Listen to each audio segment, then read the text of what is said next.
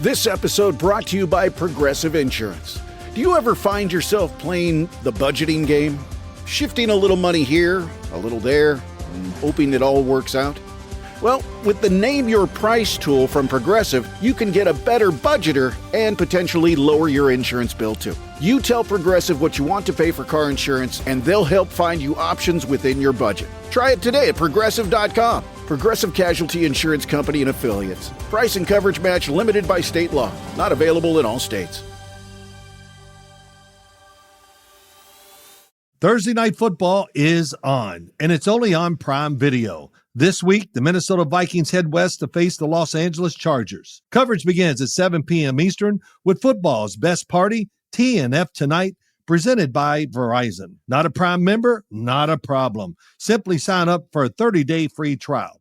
It's the Vikings and Chargers, Thursday at 7 p.m. Eastern, only on Prime Video. Restrictions apply. See Amazon.com/Amazon Prime for details.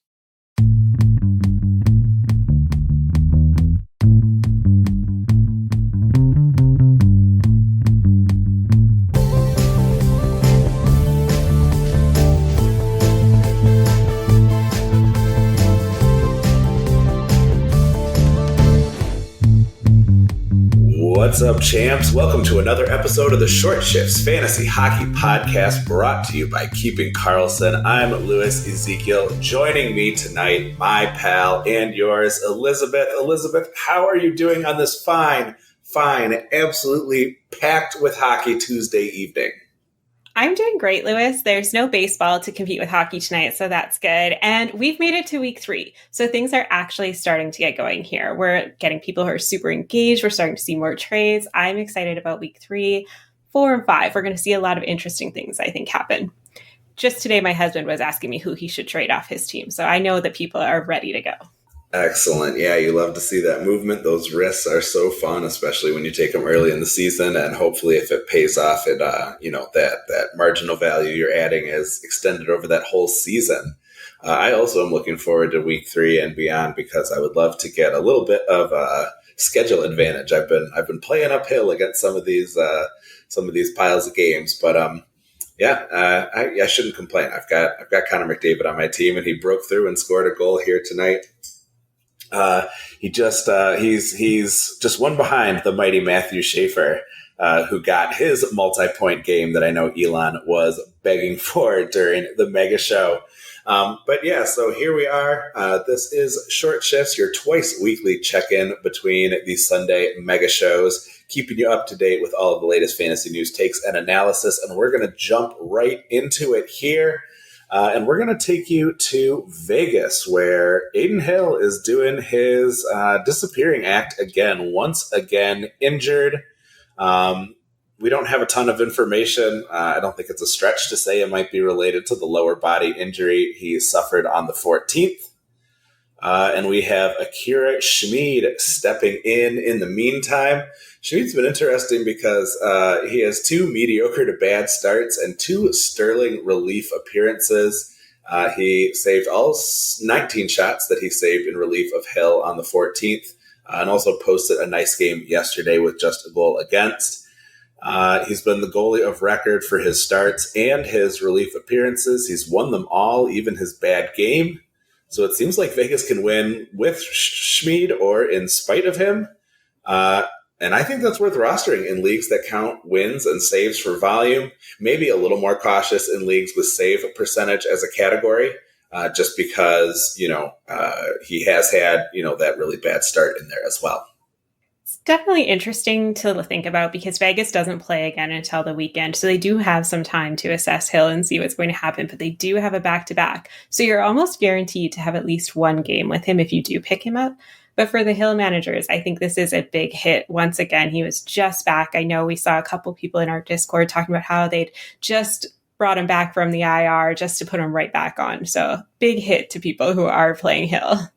Yeah, absolutely. But a nice opportunity there for Schmid in the meantime. I think I would be jumping on him, although we have another goalie we'll talk about a bit later in the show, and we can debate which one you feel more strongly about in terms of being a potentially good ad.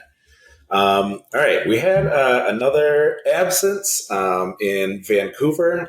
Tell us what's going on with Brock Besser, and we also have an injury there. We've got some Vancouver lines that are pretty shaken up compared to how they've been. Yeah, Brock Besser's out, missing his second game in a row tonight. He's currently out for personal reasons, so it's unclear when we'll see him return to that lineup. We've also got Philip Hedl out with an upper body injury. It's causing a huge shakeup in those lines in Vancouver, which, better or worse, right? We know how Vancouver has been starting this season. It's a little up and down, and I know that there's been good news and bad news out of there. So the forward lines are looking interesting. We've got DeBrusque with Pettersson and Garland. Solid line there, if you ask me. But then we're looking at Kane, Ratty, and Sherwood, Baines, Saison, Carlson, and following that up with O'Connor, Amon, and Labatt. I think this makes Kiefer Sherwood the most interesting, in my opinion, especially if you're in a bangers league. But he's probably taken if you're there. But it's going to put pressure on guys like him and Evander Kane, who really have that experience and ability to step up in these moments where we're missing guys. Those are the two I'd be most interested in if you do need to fill in and you like that Vancouver schedule. Yeah, I'm definitely enthusiastic about Kiefer Sherwood. He had some really outstanding runs last season. Like they said on the Mega Show, he can definitely go hot and cold, so don't necessarily hang on too long.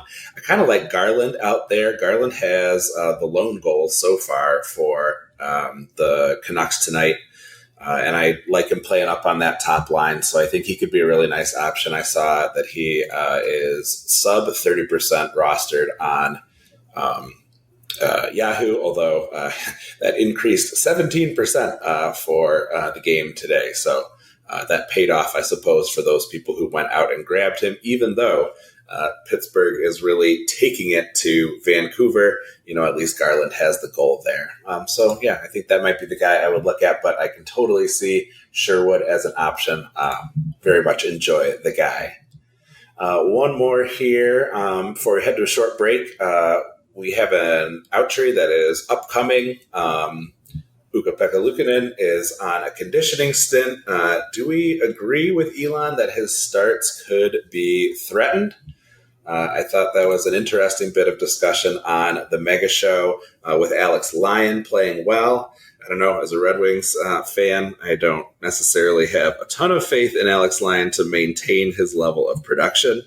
But, it's not the strongest competition either, since UPL has been mediocre. Yeah, this doesn't change much for me personally. I think if you had asked me at the beginning of the season, I probably would have suggested a 70-30 split. But looking at it now, maybe we get more of a 60-40 split. I did look at the numbers, and Lyon has played 30 games last year in Detroit, 44 the year before. So sitting somewhere in that 30 to 40 is probably where he's going to be. And we know that UPL is not usually playing a full 60 plus games. So it does make sense to me that we're going to see more of a 60-40 split, but I think they're going to have to play whoever is hot. So if you were choosing right now, and we'll add the other goalie we're going to talk about too, but if you were looking at Lyon and Schmid right now, who's your guy? Ooh, I think you've got to take Schmid, and I hate to say it for our Vegas fans listening, and hope that Hill is out for a bit so you get those automatic starts. Yeah, and I think with like we said, 2 injuries in pretty short order, I wonder if I'm no doctor, I'm not trying to prognosticate here at all, but just making a stab that it could be the kind of thing that might take a little while longer for sure. One other upcoming outjury just to keep an eye on: John Klingberg took a full skate with San Jose today on Tuesday after only coming out briefly the previous practice. So it looks like he is getting a little closer to coming back. So if you're looking to get a piece of that San Jose power play and Klingberg is floating around, maybe someone with a full IR dropped him. I had to drop a player today who was announced as injured just so that I could fit somebody else into that spot. So it's definitely happening. It's been plenty of injuries in the early season, as there always are. But yeah, John Klingberg also an option.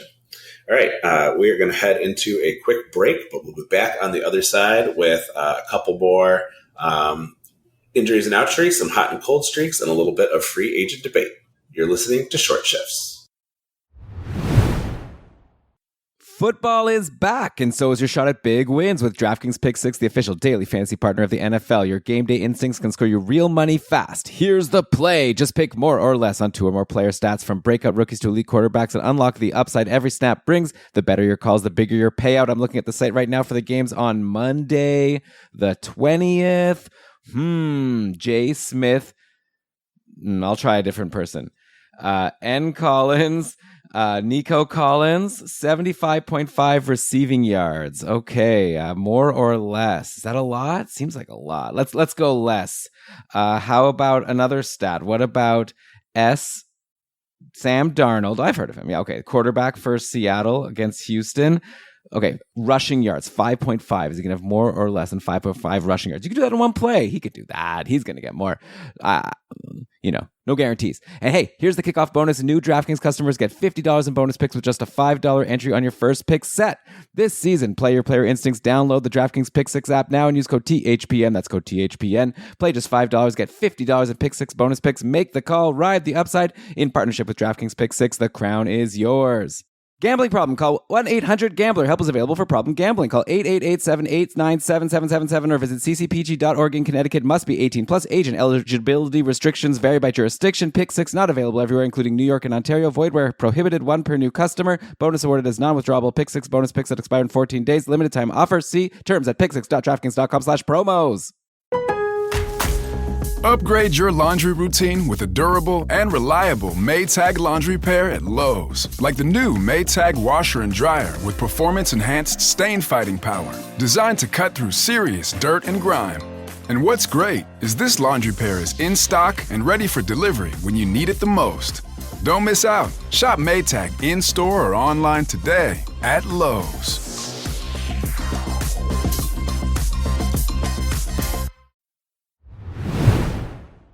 Welcome back to Short Shifts. Elizabeth, we did see some other kind of either non-actionable injuries because the player is either too owned or should probably be on the waiver wire. But give us a quick little run through a couple of these outjuries, and then we'll head into some hot and cold streaks. Absolutely. A few notable people, right? We've got Nikita Kucherov. He's definitely not available to you unless your league is really specialized.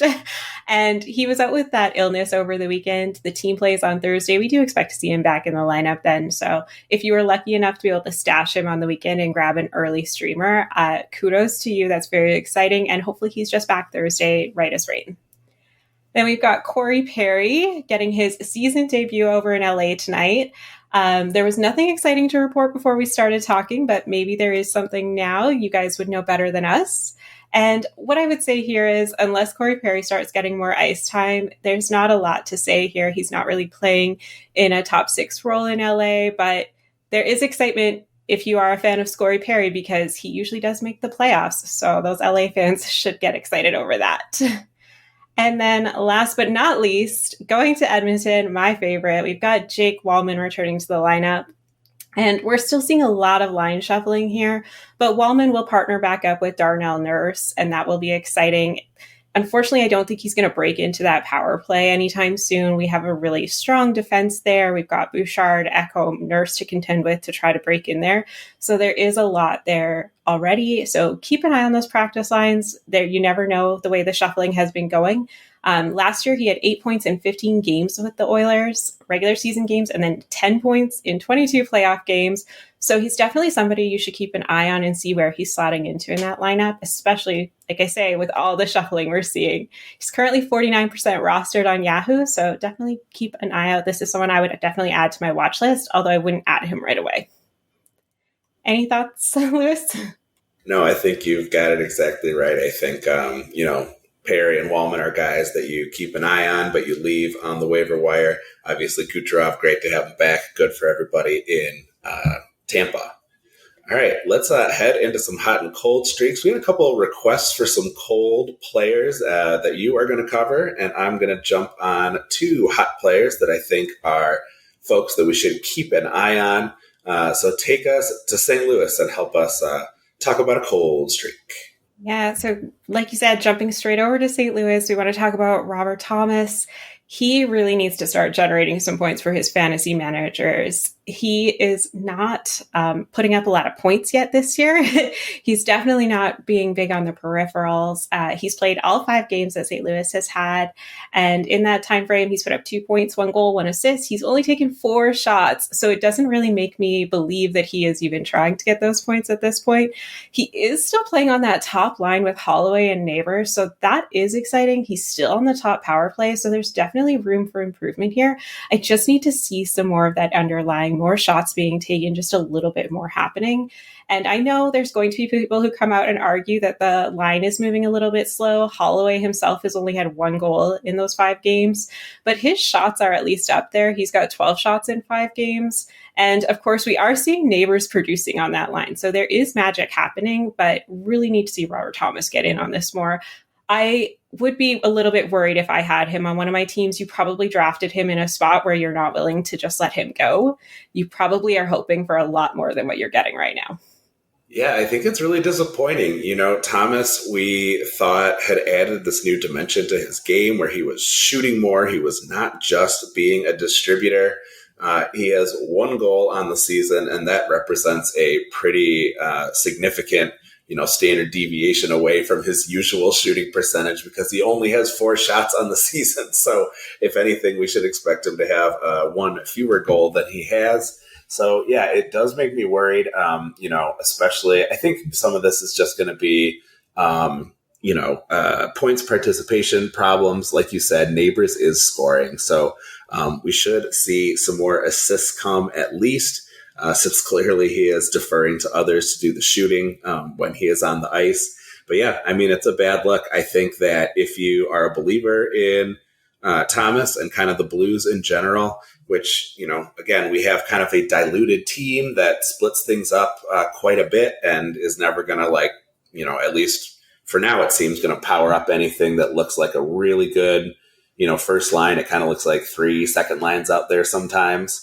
I worry that Thomas isn't going to find the kind of beneficial situations and, taking advantage of those opportunities to necessarily be the type of player that he was drafted as, especially since a lot of that was based on his production from last season. Let's talk about a goalie. If you are someone who is in need of one, who might be widely available, just 19% owned on Yahoo, although we're seeing that start to trend up. Can I interest you in Dan Vladar, at least according to the NHL pronunciation guide? I know we've heard a lot of different versions of this one here. This guy is leading the Flyers to wins. Are we believers in him? I know he got a little mention on the Mega Show, but he really needed to get brought up in full. 4 quality starts and 4 opportunities, 3 wins, a sub 2 goals against average, positive goals saved above average in every game. His opposition is Sam Ersson, who has been awful, 4 goals against in each of his 2 starts. Both were losses, an .849 save percentage. I don't know. I have some belief in this guy. The Flyers have been pretty good defensively so far under Tocchet. They've allowed the 9th fewest goals against per 60 minutes at 5v5, and it actually could be better since they have the lowest expected goals against per 60 at 5-on-5 in the league. So they're playing some nice defense in front of him. Of course, that means that you risk a situation where you're not getting many saves. They're giving up on average 22 shots a game, or per 60 minutes, I should say, at 5v5, and taking about that many, actually a little less. So the worry is that if the opponent scores more than once, it may be really hurting your save percentage if you have that as a category. But it's giving the team a chance to win despite not shooting very much themselves. It seems like they are, at least for now, going to have to kind of lean on a defensive approach, which it seems like Tocchet might be able to get out of this team. You've definitely got some pieces there that are skilled, playing the full, 200-foot game. Are you a believer in Vladar? I think I'm talking myself into him. I can hear you talking yourself into him, but you are talking me out of him, Lewis. You are saying exactly what I was thinking and couldn't put into words before we got on this podcast today. And that is that he is reflecting what is happening in front of him right now. Like you said, he's not making a lot of saves. So all it's going to take is for a few sneaky events to get in there for a team that is shooting a little bit more and can get past that defense before we start to see this trend a different direction. And I will say right now he is on a hot streak. So definitely worth a grab. He's got over 6 Cuylle points in those 4 games that he's already played. But I just don't see it being a long-term thing. I really think we are going to see him kind of come back down a little bit. I also expect that he's going to be sharing that net with Ersson. Just a gut feeling that the two of them are going to be an A-B over there. So I think you make a good point. You know, Vladar has not shown that he can kind of take the lead and be a number one guy. And I hear what you're saying too about kind of, you know, what he is doing right now is, you know, result of what the team is doing for him, not what he is doing for himself. I will point you again to those modest but extant goals saved above average numbers. But I hear what you're saying. If that defense starts to break down, if, you know, the Flyers start to suffer some injuries that, you know, hurts them defensively in a way that their offense can't keep up with, which seems to be, you know, anything above 25 shots a game, I suppose. I could see that ending problematically. But, you know, as far as guys who are getting the bulk of starts right now and are available in free agency, you know, again, we talked about Schmid, we talked about potentially Lyon. Now we've got Vladar on there. Are you putting Vladar at the bottom of that list based on what you said? For me, I think I would be looking at Schmid first, just because I do think there's a little bit more opportunity there if we do see that Hill is out long-term or that injury is lingering. Vladar, I really like if you need some quick points right now. He is hot right now, and I would ride that hot streak for sure. So I guess I'm putting him second. Okay, yeah. I actually think I would have them in the same order. I think Vladar is probably going to get more starts over the balance of the season in terms of, you know, what he's got left. But, you know, in this moment, I think Schmid is going to be the kind of person who, you know, potentially could win you a week from from a free agency ad. So I actually am with you. I got you in the same order. And Lyon at the bottom for me as well. Unfortunately, yes. All right. We got another injury to a player in blue playing down the middle of the ice. Take us to the Big Apple Madison Square Garden, which we can call it again, not Madison Bear Garden, because they lost. But the Rangers did get a goal from Artemi Panarin in their home ice. Congratulations. You broke through. You know, that's exactly it, Lewis. The New York Rangers have been struggling at home. So when this one was brought to us, we got Cuylle brought up. He's on a cold streak. Should people be worried? You know what? They've played 8 games and he's had 1 goal. So that is a little worrying. I won't lie. But then you look at other stats. He's got 18 shots on goal, 29 hits. And like you said, they didn't score at home for their first few games. So this was not a him alone out there having a problem. This was the whole team having a problem. Cuylle is still playing with Zibanejad and Panarin. He's still in that top 6. He's still got power play time, second, but, you know, he's still there. This isn't something that I'm going to overly stress about. This is a whole team that needs to find their rhythm, in my opinion, not just one player. All right, I'm with you there. And I know for Elon's sake, he's hoping that Cuylle will pick it up. Just got to interject here for a second. We were talking about Jake Wallman coming back. He's the big overtime hero for Edmonton, hero for my fantasy team because that is the opposing goalie. So happy to see that Ottawa will not be adding a win to their column. Nice work, Jake Wallman, from, I believe, Matthias Ekholm and Matt Savoy. So sorry to the Connor McDavid, Leon Draisaitl havers. All right. I wanted to talk about Barbashev, a really, really, really hot player who is definitely shooting way over his regular shooting percentage. There are a lot of red flags here, honestly. Barbashev is taking his lowest number of shots per game, just 1.1 per game so far. It is his lowest total his lowest rate, I should say, since 2020, 2021. A number Elon would absolutely hate. You know that he is all about shots. He just lost a very talented line mate in Mark Stone to a week-to-week injury. He's scoring on 37.5% of the shots he takes, which is obviously unsustainable no matter how perfectly Eichel can dish. But And we'll see if you're going to come along with me on this one. But Barbashev has been a high percentage shooter in the past, even with low shot volume.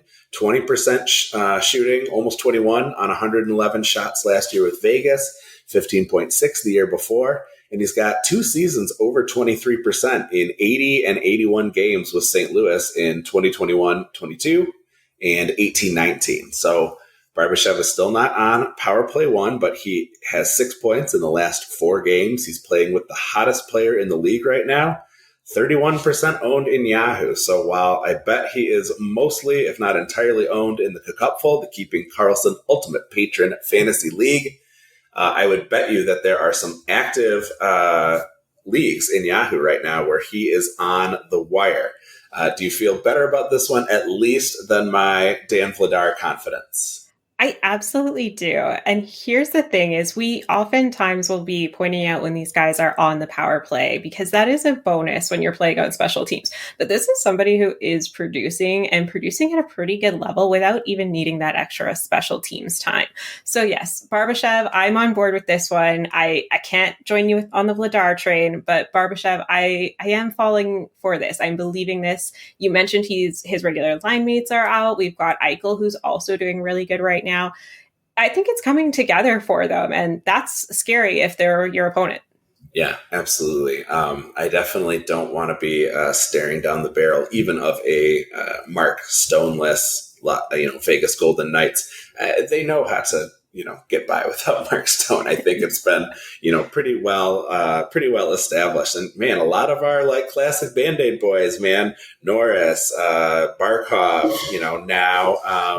now Mark Stone, it has just been a year for your typical injury guys to go ahead and get themselves injured. So maybe eventually we'll learn our lessons here, but not necessarily.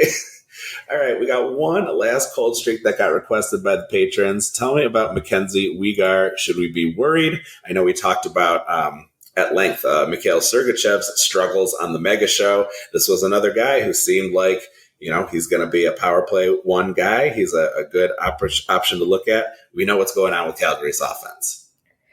Absolutely. We're looking at Mackenzie Weegar because he was likely drafted pretty high. I'm one of those people who drafted him, so I'm right there with everybody who's struggling to figure out, is this going to stick, or is this just a cold streak that we have to get through? He's still getting his hits and blocks. He's had 21 hits, 10 blocks, so he's still doing some substantial work for you as long as those categories are part of your league. But at only 2 assists, it is a little bit of a disappointment if you ask me to start the season. The only thing that you can look at here is that Calgary has lost their last 6 games. So this is not one person who is having a problem. This is a team that needs to kind of reassess and figure out what's going on. Last year, Mackenzie Weegar had 47 points in 81 games. The year before, it was 52 points in 82 games. This is still possible for him, if you ask me. Even with a slow start, I definitely think he can come back from it. But the team's going to have to make some adjustments, as well as some of the players. Yeah, I think you hit the nail on the head there. It just says, they have such a great schedule. I had the opportunity to add Blake Coleman this week, and I was just like, I can't. Although I will say, everybody that I'm looking at and not grabbing is having outstanding luck, from Noah Cates to Oliver Kapanen to Tyler Seguin here today. So, maybe I'll start posting the guys that I am looking at but not picking on the waiver wire so that people can make some money out here. But, thank you, everybody, for joining us. That brings us to the end of our show. If you enjoyed it, please consider joining the Keeping Karlsson Patreon group at keepingkarlsson.com/patron.